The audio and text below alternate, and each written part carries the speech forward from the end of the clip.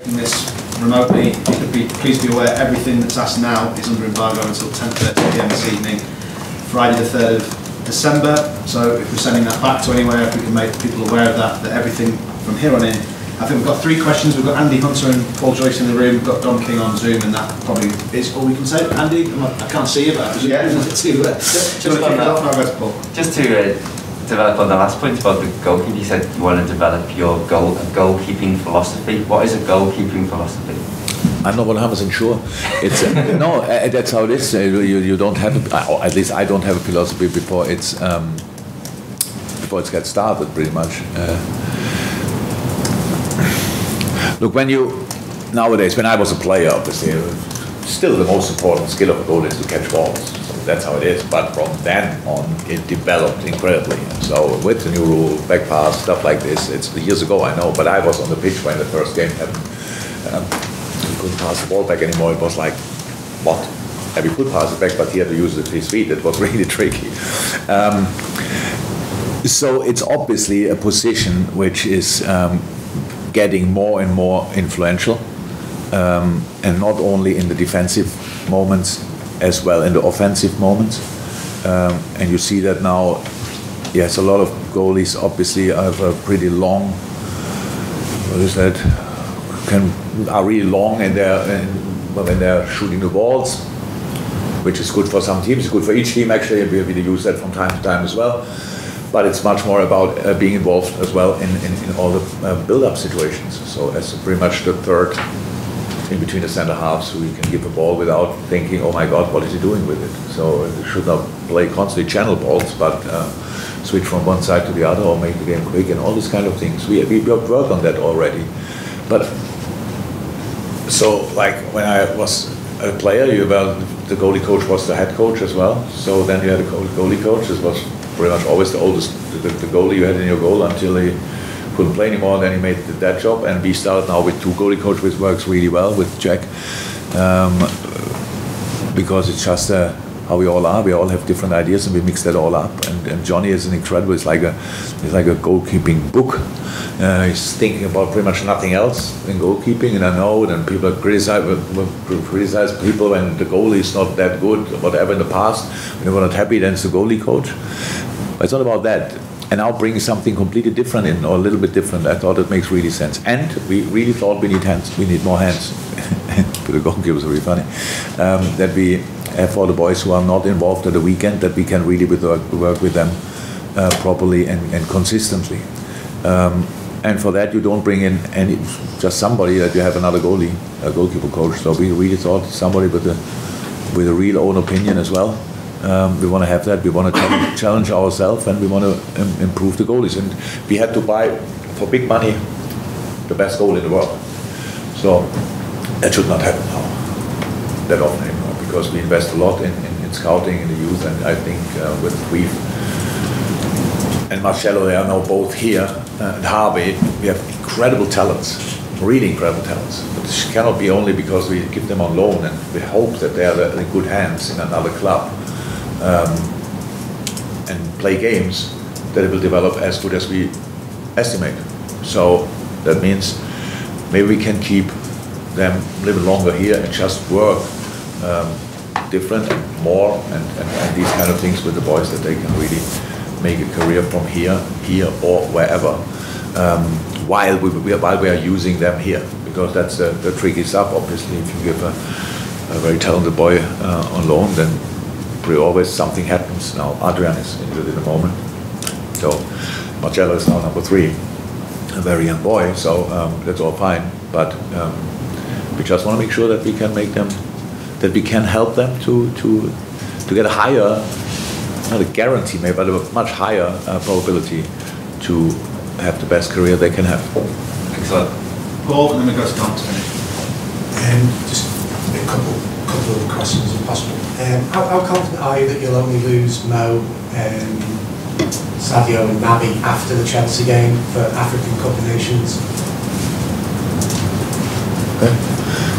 Who else could we lose? You'll have them for the Chelsea game, and then they will be released for the tournament. That's not decided yet, definitely. But who else could we lose? I would say I'm an optimistic person, so I hope so, but it's not written in stone yet. It's not completely in our hands, obviously. That's the problem with that. But of course, we hope. But confidence is maybe not the right word for it. And just secondly, Andrew Robertson said that in the summer the coaches got together and thought about how the team can develop new offensive sort of patterns, and I was just wondering what that meeting is like and how it comes together, how you, as a group of coaches, come up with ideas to take the next step.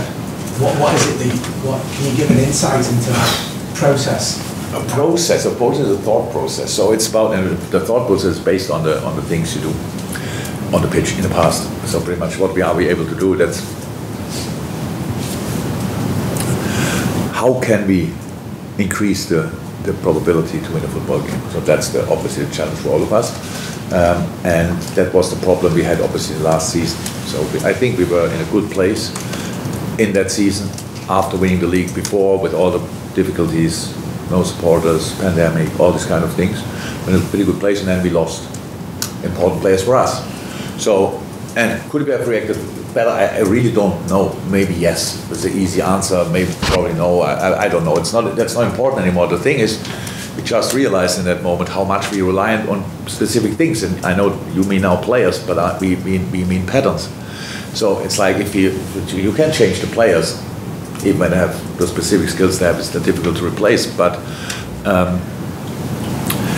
when you can still stick to your patterns, to your philosophy, if you want, then you're all right.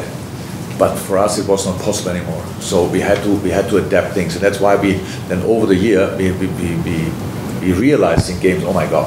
So now we have that problem which we didn't have a week before. Now we have that problem which we didn't have. In the end, it's all about how you don't score anymore and you concede. But we have to work in between these two areas. And so when the season was over, we were quite positive about with the news that the players come back and we can build again on that. So brought Ibu in, which was really, really important, just to give us the security and stuff like this, that similar things cannot happen anymore. Kept Nate Phillips here, but not too cool for the boy, but he's fine with it. But and he proved even here like crazy, just to make sure that we can rely on this kind of spine. Going up from there, if you have that, if you are that protected, if you know that the things we do on the pitch have now a clear basis again. Now we have to think, how can you use that? And that was the thought process. And so is it all of you in the room just throwing out ideas? We are constantly in the preseason. We are constantly in the room. So pretty much, if you're not on a pitch, we are in one room.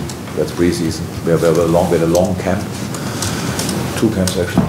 We were really long on the road and had a lot of time to talk about it. And so it's clear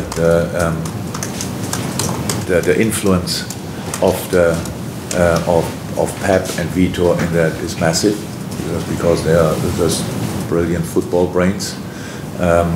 Pete is as well constantly concerned about how to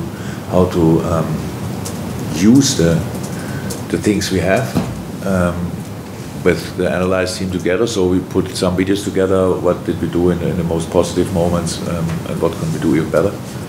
So that's how it happened. But it's now not, we didn't reinvent ourselves new. We just build on a basis. That's the good thing when you are longer together. So you don't have to make a lot of changes. So that's how it is. It's not as exciting as you want, and we are not there yet that we think, okay, that's how it should look exactly. So we are still trying to improve. But for the moment, it worked in moments, and the players feel it. That's very helpful. The benefit of it. But in the end, because Robert probably spoke in these moments about the offensive part, you can only be offensively creative if you are perfectly protected. Because otherwise, it's I don't want to blame children, but it's in children's football. So like, oh my God, let's run there, and then you have nobody in the decisive area. So and that's a constant process to get that sorted, to keep that balance, and that's what we are. That's really, I don't think that will ever stop, to be honest, this process. That's about whatever you create up front, we need to be protected because it's football and you can't expect that it will end up with a goal.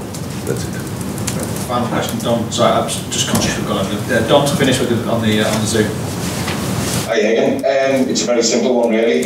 Speaking of contract renewals, is there any update on Mo at the minute, or? No. No. Okay, it was worth asking. Thank you very much. You were waiting that long with a tie, by the way. You can see it. It was. Do you like the tie? Do you like? Have you? Yeah. No, I would like to be. What's the reason? What's the reason? Oh, well, you know, sometimes it's a Friday afternoon, and we like to dress up every now and again. Casual Friday from Don King. Sorry, that was a quick. Was there any follow up where you've got now? Then we can call it. If it's alright to ask just one quick one. We mentioned Nat Phillips last week, and again there. Is it too romantic for you to think he deserves to play against AC Milan because he? I don't think it's about AC Milan, to be honest. But no, why I have to mention Nate Phillips is because I never ever. I think people ask me which player made the biggest improvement under my leadership or whatever. I said Robert Lewandowski, and it's probably right, but not far off that is Nate Phillips. It's just a completely different department. But I remember when I saw Nate Phillips first, and after the game, it's one of the smartest players I ever had. Is you speak to him and think, you know, you're not easy on the eye. Yeah. But he improved in pretty much everything, and it's not playing here. Life is sometimes not fair, and I can't believe that. But we cannot keep him forever. That's clear. But in the moment, we needed him obviously to be safe for that half year for sure. We'll see what happens in the winter, but we needed him here, and he was fine doing it because he's a great guy. But I have to, because the development is absolutely insane, honestly. When you saw it last year, when you would have thought about Nate Phillips, you think, oh my God, he plays in the last line and stuff like this. The way he played is, and yes, the people love him because of his heading, but he's with the feet. Meanwhile, it's unbelievable.